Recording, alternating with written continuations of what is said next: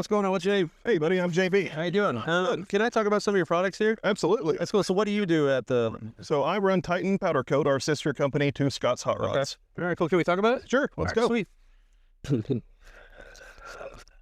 Alrighty, guys, I'm here at the F100 Super Nationals Scotts. They also have powder coater. We're going to talk about both, but you guys have a lot of stuff here. You guys come to the show quite often. Tell us about Scotts Hotrods and Customs. Yeah, Scotts Hotrods and Customs started out in 1996. Justin Hadfield is the owner, and he started out in very humble beginnings and has grown the company over the last 30 years.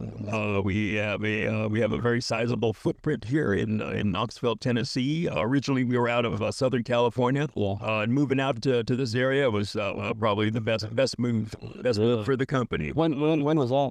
2018. Ooh, I didn't know it was that soon. Yeah, so from 96 to 2018, the shop itself was in Southern California, and then moved out here. This was about our seventh year in Knoxville, Tennessee. Well, you guys got close to this Knoxville, or the Knoxville area has a lot of shows, but also Pigeon Forge, shows out here. Great place. Yeah, absolutely. Yeah. Bring your trailer every time. Yes, sir. Yeah, cool. Yeah, this makes us more centrally located to our base, customer base, Cool. and definitely gives us the opportunity to do more shows. We go out to the West Coast maybe a couple of times a year, but early on, we were constantly having to go from California to the East Coast, the Midwest. Now you're centralized. Now we are centralized. Yes, that's cool. That's cool. Now, how long have you guys been doing the F100 stuff since we're all in F100 show?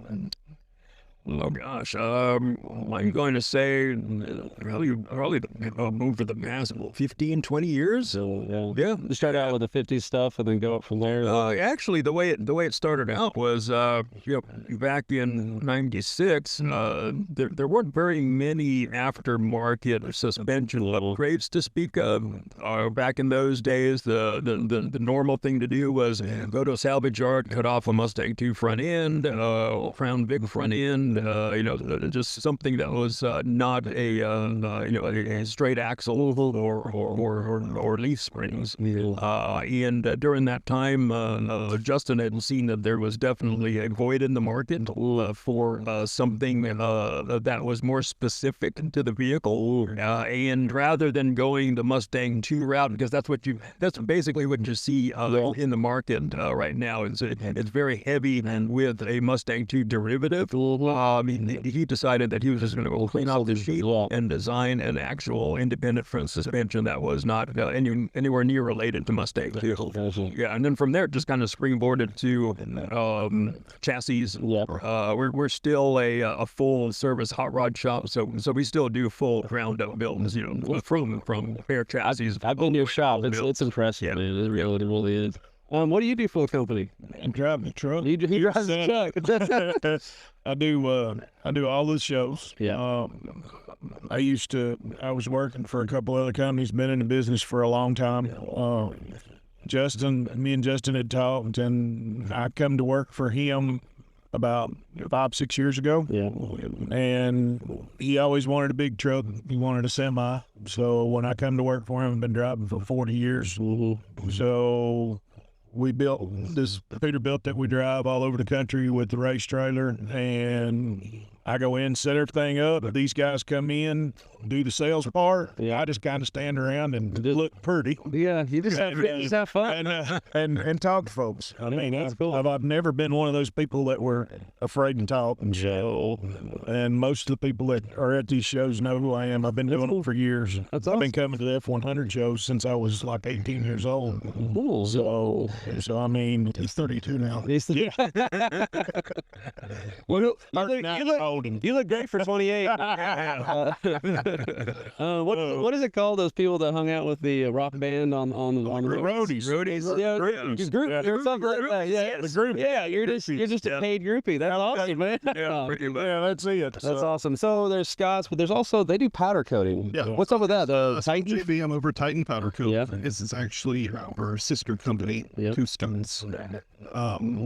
We were having the powder coating and things like that outsourced, and then being full service hot rod shop, we'd like to be able to control all elements that were built. So Yeah. now quality to justify going and buying what we all needed to achieve what we want to do, we opened it up to public just because we have so much equipment now. We can offer a service to the country with some powder coat options that they may not have seen before, and trying on different colors. We do all agencies. We can go any color in our rainbow. Actually, there's about 160,000 different badge numbers to all coat something custom in. Pretty cool. Along that, we do full Cerakoting. Okay. All the exhaust and headers, you name it. And then our Scotts Hotrods and custom paint body shop is actually in our building as well. So we cover all bases. I have been to that shop, and it is so clean. I expected people to like walk around with suits on, you know, like those. Oh, right. Those hazmat suits or something that I see in movies because it's all white. And we, we're in the business of coating. Yeah. So any materials getting on your finish before you paint it is a no-no. So we do striping and Sean Rustine all the time. Very cool. When I come to work for him, he told me, he's talking about the cleanliness. He said, the only thing that gets you fired from this job right here is if you pull into the show with my truck dirty. Wow. Which it's a joke because he's known me for years and he knew that I did it. But it's real funny. I said, I guarantee you that's the truth because me and him have argued and fussed and I've thrown stuff at him and everything else and we pick back and forth with each other. And I said, he ain't fired me yet. So There you go. I'm doing something. Okay. Exactly. That's cool. So how? So since 2018, you've been coming to this show. Basically, was a fair thing to say about the F100 Nationals. No, Have you guys come a few times? There were trips out from California to the show specifically for F100. What do you think about the show? I like this show. Yeah, I think it's a wonderful show. We definitely are very appreciative of the opportunity to come out and and display.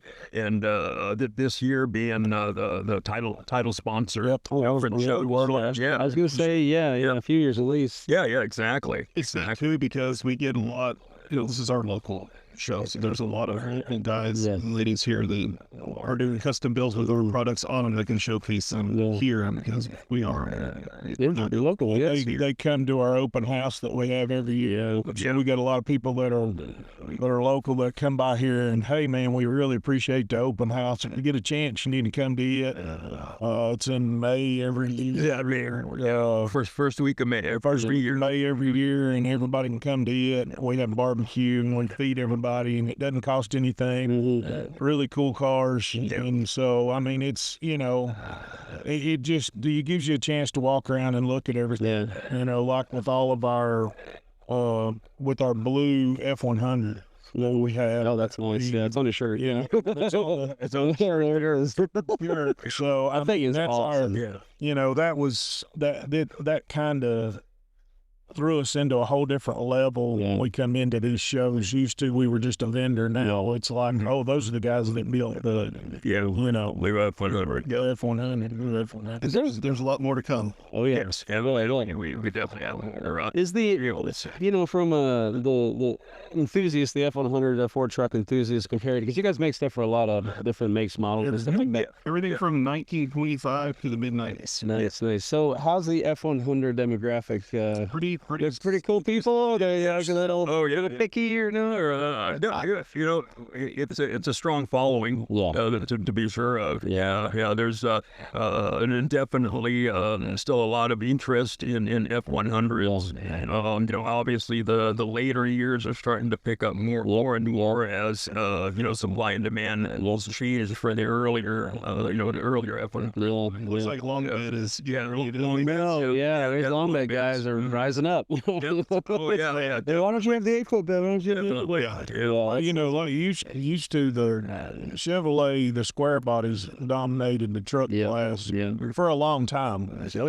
And the reason of it was just supply and demand. I think it was easy. It's easy. Yeah, it was easy, but there were plentiful parts. Because nobody was doing a whole lot of them. And I think there's been, over the years, there's been a refocus on, now you're starting to see the Ford guys come in. And there's always been a real market, but Ford's always been the market of 1948. I was gonna say, 1956. Yep, and then it jumped to the OBS. And then so it was kind of that. You come to a Ford show, you were what we call bubble trucks. Gotcha. You know, the rounded trucks. Yeah. And Yeah, you didn't that's- see the bump sides and the bit sides and stuff because people were still using them Yep. on the highway to work. Yeah. And still farmers were still farming Yeah. with them. Yeah. So now it's starting to really take itself. Yeah, well, Right. there's people lining up, so I don't want to keep you guys from going out there, but I want to thank you so much. What is the next show people can find you guys at? And Fort Worth, Texas Motor Speedway next Okay. week. And then 1st of October, we'll be cruising the coast. using the post. Okay. And how can people find you on socialmedia.com? Or Instagram, ScottsHotrods.com. yeah, Instagram. Instagram, Facebook, Scotts Hot Rods. Yeah. Powder coat. Very cool. Very cool. Well, thank you guys for your time. I'll let you guys go and have fun. Yeah, appreciate it. Talking trucks all the time. Yeah, thank you. See you, buddy. appreciate it. You have a good one. buddy. Thank you. Thanks, guys. Cool.